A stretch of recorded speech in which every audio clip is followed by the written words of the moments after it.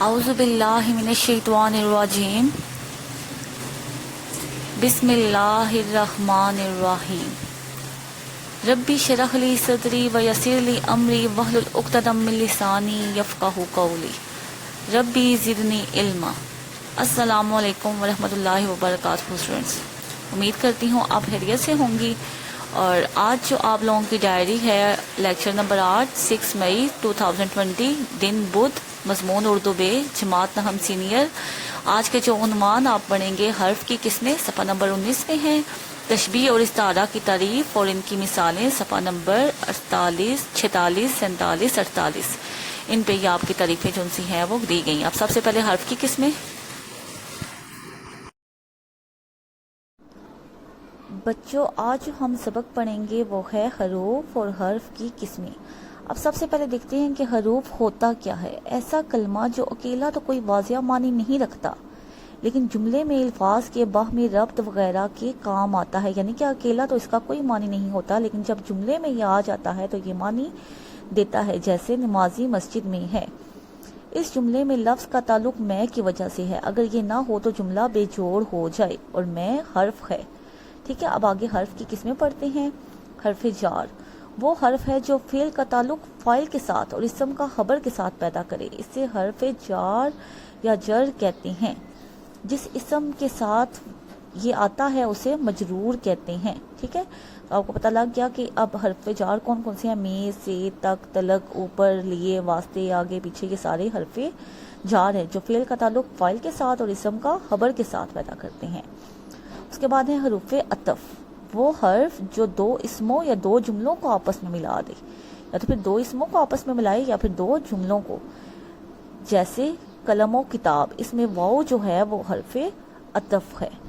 اچھا جی، آپ دیکھتے ہیں کہ حرف عطف کون کون سے ہیں۔ واؤ، اور پھر بعض لوگوں نے کر اور کے کو بھی حرف عطف میں شمار کیا ہے، یعنی کہ واؤ جو سا ہے وہ حرف عطف ہے لیکن بعض لوگوں نے کر اور کے کو بھی حرف عطف میں شمار کیا ہے، لیکن یہ صرف دو فعلوں کو آپس میں ملانے کا کام کرتے ہیں۔ ٹھیک ہے، مثلا سعید آیا اور کھانا کھا کر چلا گیا، اسلم آ کے چلا گیا۔ دوسرے عطف کا استعمال ایسے ہے، شب و روز، اسلم و محمود، فوزیہ، پھر انیکا، یہ سارے کیا ہیں؟ حرف عطف ہیں۔ اب حرف علت پہ آ جاتے ہیں، وہ حروف جو کسی وجہ یا سبب کو ظاہر کریں، یعنی کہ وہ کام کیسے ہوا، جیسے کیونکہ، اس لیے، اس بنا پر، لہٰذا، اس وجہ سے، یہ حروف علت ہیں۔ حروف اضافت وہ حروف ہیں جو دو اسموں کا آپس میں تعلق پیدا کریں، دو اسموں کا جو آپس میں تعلق پیدا کرتے ہیں اس کو حروف اضافت کہتے ہیں، جیسے کا، کے، کی، را، رے، ری۔ حرف بیان جو وضاحت کے لیے استعمال کیے جائیں، جیسے کہ کے، مثلا استاد نے شاگرد سے کہا کہ سبق پڑھو، اب وضاحت کے لیے کیا استعمال ہوا ہے؟ کہ۔ حرف تشبیہ وہ حروف ہیں جو ایک چیز کو دوسری چیز جیسا ظاہر کرنے کے لیے استعمال کیے جاتے ہیں، جیسے مانند، کی طرح، صورت، ہو بہو، مثل، جیسا، یہ حرف تشبیہ ہیں۔ اچھا اسٹوڈنٹس، آپ کا جو نیکسٹ ٹاپک ہے وہ ہے تشبیہ اور استعارہ۔ تشبیہ، استعارہ، تشبیہ کیا ہوتی ہے اور استعارہ کیا ہوتی ہے، ابھی ہم یہ پڑھیں گے۔ سب سے پہلے ہم دیکھتے ہیں تشبیہ کیا ہوتی ہے۔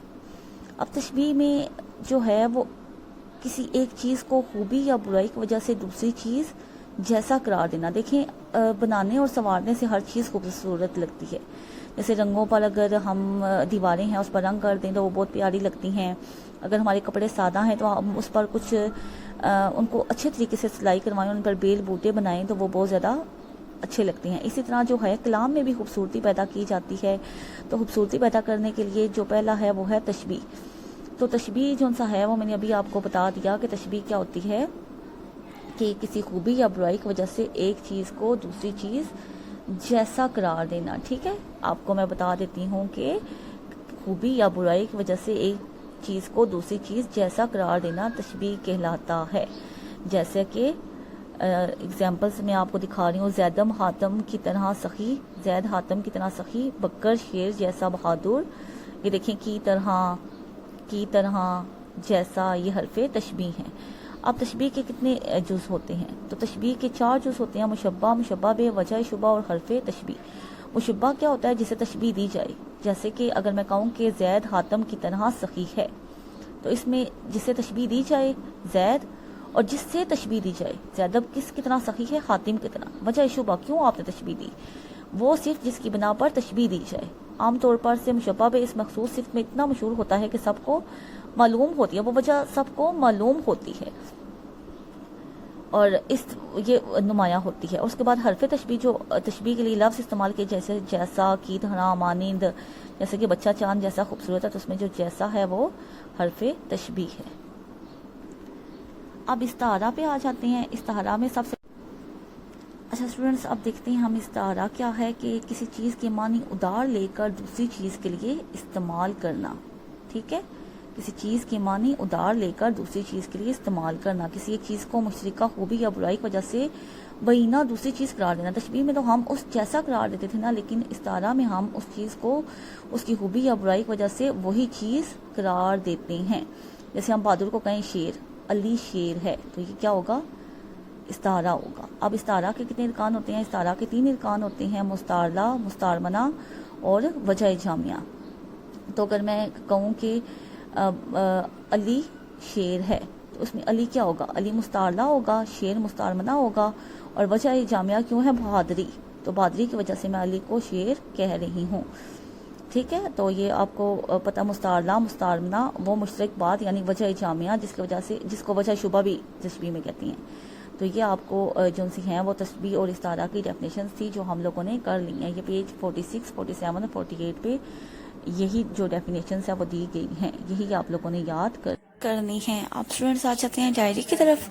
ڈائری ہے آپ کی حرف کی قسمیں اور تشبیہ و استعارہ کی تعریف اور مثالیں. میں نے آپ کو تشبیہ اور استعارہ کی تعریف جو ان سے کیا وہ بتائی ہے، مثالیں بھی بتائی ہیں، ان کے ارکان بھی بتائے ہیں. تو آپ نے مثالوں کے ساتھ تشبیہ اور استعارہ کی تعریفیں بھی یاد کرنی ہیں اور اس کے بعد حرف کی قسمیں بھی یاد کرنی ہیں.